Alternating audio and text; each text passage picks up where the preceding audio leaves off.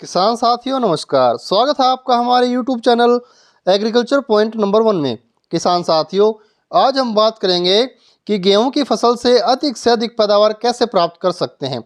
आज हम आपको बताएंगे कि बहुत ही कम मात्रा में बहुत ही कम खर्च कर या नाम मात्र खर्चा कर आप बम्पर पैदावार प्राप्त कैसे कर सकते हैं। गेहूँ की फसल लगभग 60 से या किसी हमारे किसान भाई की 70, 75, 80 दिन तक की भी गेहूँ की फसल हो चुकी है।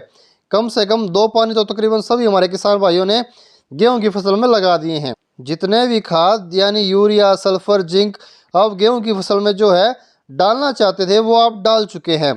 इस समय ऐसा समय होता है गेहूं की फसल गोब की अवस्था की ओर बढ़ रही होती है।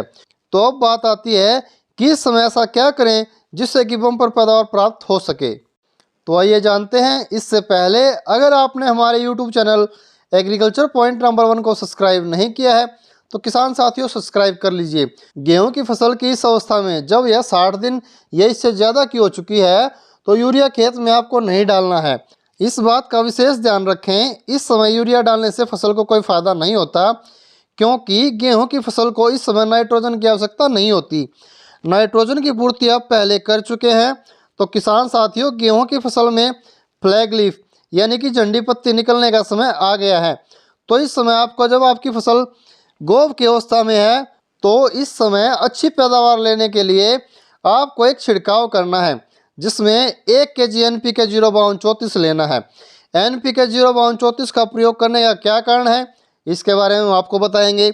इसमें 52% फास्फोरस होता है जिससे फसल में फास्फोरस की पूर्ति हो जाती है, और 34% पोटास होता है जो कि फसल की इस अवस्था के लिए बहुत ही ज़रूरी है, क्योंकि पोटास से गेहूं की फसल में अधिक गर्मी या अधिक सर्दी से पौधों में आने वाले स्ट्रेस से पोटास बचाता है। कहने का अभिप्राय यह है कि पोटास अधिक गर्मी या अधिक सर्दी फसल को सहने की शक्ति प्रदान करता है, क्योंकि जैसे ही सर्दियां खत्म होती हैं अचानक गर्म हवाएं जो हैं शुरू हो जाती हैं, वातावरण गर्म हो जाता है।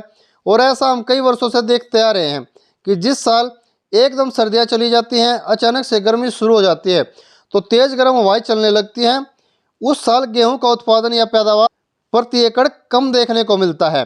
इसलिए पोटास बहुत ही महत्व रखता है। ये तो बात हो गई NPK 05234 की। इसके साथ साथ आपको बोरॉन जो 20% वाला आता है उसका प्रयोग भी 1 ग्राम प्रति लीटर पानी के हिसाब से करना है। जैसे अगर आप 120 लीटर पानी में छिड़काव करने जा रहे हैं तो 120 ग्राम प्रति एकड़ के हिसाब से ही आपको बोरॉन का प्रयोग करना है।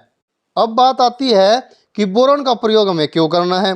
तो किसान साथियों, बोरोन की कमी अगर आपकी फसल में होगी तो बालियों में जो दाने भरेंगे उनकी मात्रा कम होगी, बालियाँ खाली रह जाएंगी। बोरोन की कमी के कारण दानों का आकार भी छोटा बड़ा होता है, यानी कि बाली में कुछ दाने छोटे होंगे, कुछ दाने बड़े होंगे। बोरोन फसल में कैल्शियम और पोटेशियम के अनुपात को नियंत्रित करने में मदद करता है। इसलिए गेहूँ की फसल की स्थिति में बोरोन महत्वपूर्ण भूमिका अदा करता है। इसलिए NPK 05234 1 kg प्रति एकड़ के हिसाब से और इसके साथ साथ 120 ग्राम बोरॉन प्रति एकड़ के हिसाब से 120 लीटर पानी में आपने इसका छिड़काव करना है। अगर आप ऐसा करते हैं तो गेहूं में बालियां अच्छी मात्रा में निकलेंगी, बालियां दानों से भरी हुई होंगी और उत्पादन या पैदावार भी बहुत ही अच्छी हमारे किसान भाई प्राप्त कर सकेंगे। लेकिन इस समय एक बात का आपको विशेष ध्यान रखना है कि 55-60 दिन की गेहूँ की फसल हो जाने के बाद फसल की कटाई तक, यानी फसल में कभी भी खरपतवार नाशक का छिड़काव आपको नहीं करना है। कई हमारे किसान भाई 80-85 दिन की गेहूं की फसल हो जाने के बाद भी खरपतवार नाशक का छिड़काव कर देते हैं, क्योंकि पहले खरपतवार नाशक का छिड़काव करने से मंडूसी खत्म नहीं होती।